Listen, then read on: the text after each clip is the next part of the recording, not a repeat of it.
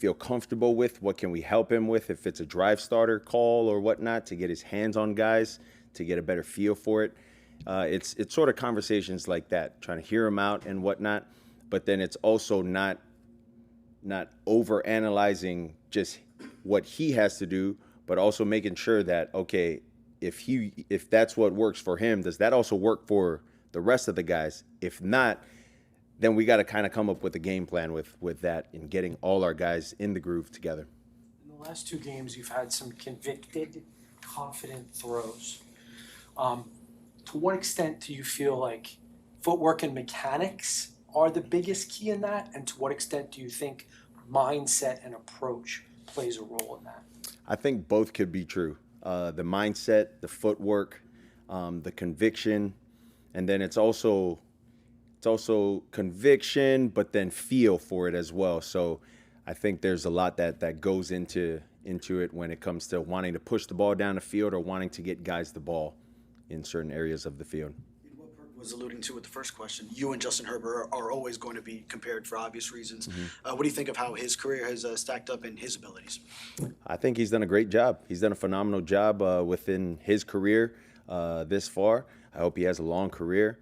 I know everyone wants to do the comparisons with all the dudes that were in my draft class, but all you can do is be happy for the guys where they're at in their life of football, and wish the best for them.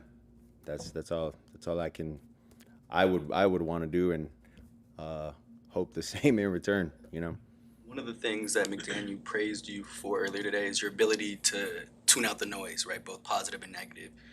Obviously that's easier said than done. How have you been able to do that, and has it grown a little bit more difficult this year with, the losses? Yeah, I would say it hasn't been as difficult this year, just because, as I've said in prior interviews, I'm not on social media. Like, I don't have any of that. And then outside of that, like, I go home, I see my kids, whether I throw 5 picks or 5 touchdowns, we win the game, we lose the game, I get to come home to my kids who are happy to see me every time.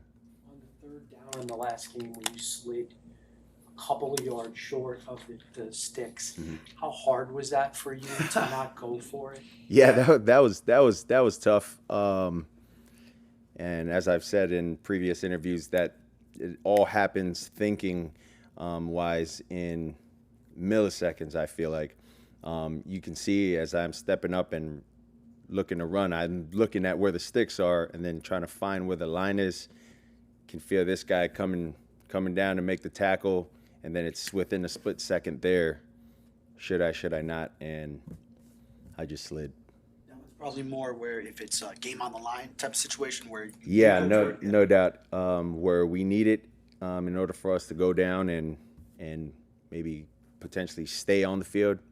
Yeah, for sure. I'm curious about the brotherhood of that draft class a little bit. Obviously, you're close to Jalen, but can you characterize the communication you've had with the other quarterbacks over the years? Do you guys hang on each other? I would say I haven't really had too much communication with a lot of the guys in my draft class. Everyone's in a different stage in their lives, right?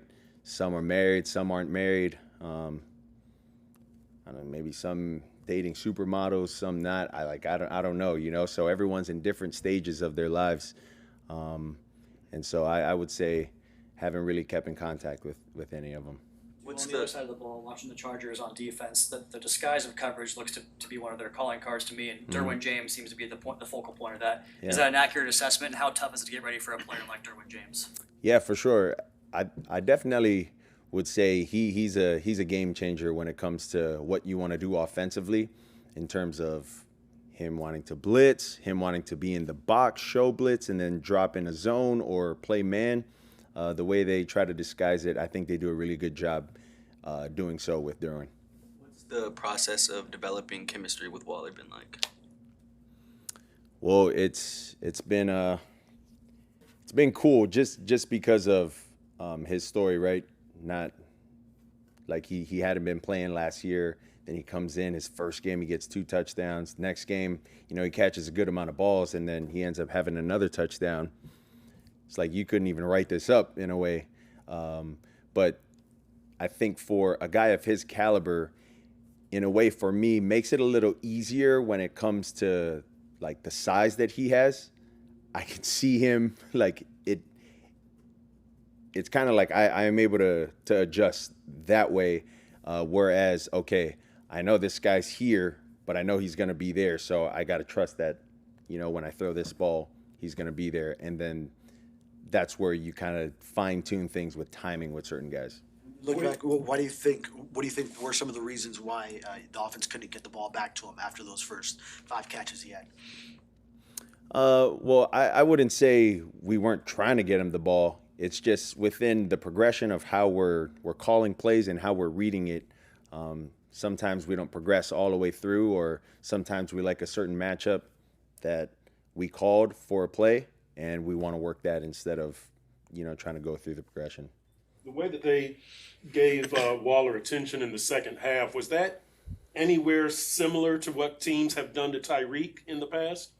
I mean, I know it's not the same players. Yeah, I would say, I would say no, just because although they were in their 2 shell, it wasn't anything like a tricky 2 or they played quarters, so they were flat. They were just, all right, try to keep it in front of us, and if he tries to go deep, then, we'll try to stay flat-footed and run with him. So I think it's different. How would you describe the importance of Sunday's game in light of the 1-4 record?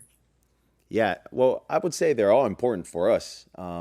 We got to look at it as every game is its own season, but we gotta like cut all of that out now, and we gotta start now if we want to make a run and we want to start making moves.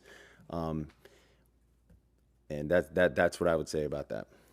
Waddle had 110 yards. Last time Tyreek was down a couple of years ago, he had 130 in that game.